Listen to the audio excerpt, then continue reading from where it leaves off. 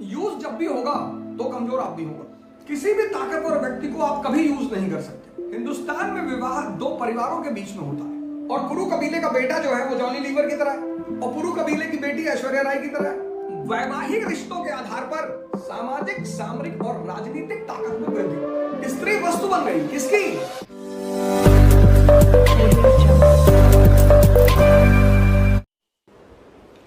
अब मैंने कल आपसे कहा, अगर आपने ध्यान दिया होगा और सोचने की कोशिश की होगी, कि गोत्र व्यवस्था स्त्री की स्थिति की पतन का कारण बना। जो 2000 साल तक स्त्रियां गुलाम रहीं, उसकी मेन वजह थी गोत्र व्यवस्था। क्यों? अब गोत्र व्यवस्था ने स्त्री को एक वस्तु बना दिया। किस चीज की वस्तु? शक्ति में वृद्धि का वस्तु। जब भी हमें किसी को यूज करना होता है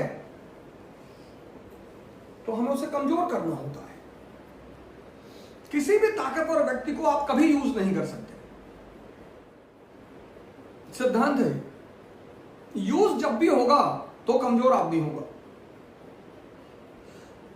और अब स्त्री को वस्तु बना दिया किसके लिए? शक्ति वृद्धि। कल मैंने आपसे कहा कि हिंदुस्तान में विवाह दो व्यक्तियों के बीच नहीं होता। हिंदुस्तान में विवाह दो परिवारों के बीच में होता है। अब 1000 BC में लोहे की खोज, कृषि अर्थव्यवस्था की शुरुआत, अब जमीन पे कब्जे की शुरुआत हुई, भूमि अधिग्रहण। अभी भी सरप्लस नहीं पैदा हुआ इकोनॉमी में, अभी भी स्थायी सेना नहीं पैदा हुई। अब ताकत चाहिए भूमि पर कब्जा करने के लिए। तो जब गोत्र व्यवस्था पैदा हुई और यह हुआ कि एक ही गोत्र में विवाह नहीं करेंगे, तो अब एक ही कुल में विवाह नहीं होगा, एक कबीला दूसरे कबीले में विवाह करेगा। जैसे कुरु कबीला, पुरु कबीला। कुरु कबीला का बेटा और पुरु कबीले की बेटी, और दोनों में विवाह हो गया, तो अब दो कबीले रिश्तेदार हो गए। तो वैवाहिक रिश्तों से के आधार पर सामरिक शक्ति, राजनीतिक शक्ति में वृद्धि की गई। इसलिए आप देखेंगे कि मैरिज अलायंस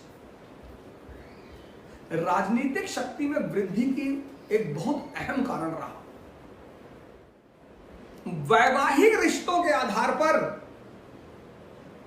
सामाजिक, सामरिक और राजनीतिक ताकत में वृद्धि। तो स्त्री क्या बन गई? ताकत में वृद्धि की वस्तु। अब मैंने कहा कुरु कबीले का बेटा और पुरु कबीले की बेटी, और कुरु कबीले का बेटा जो है वो जॉनी लीवर की तरह है, और पुरु कबीले की बेटी ऐश्वर्या राय की तरह है, पढ़ी लिखी, IAS है। तो अगर उसकी शादी जॉनी लीवर से की जाने का प्रस्ताव किया जाएगा, हो सकता है वो मना कर, हो सकता है, हो सकता है। लेकिन अगर इस ऐश्वर्या राय को पढ़ने ही नहीं दिया जाएगा,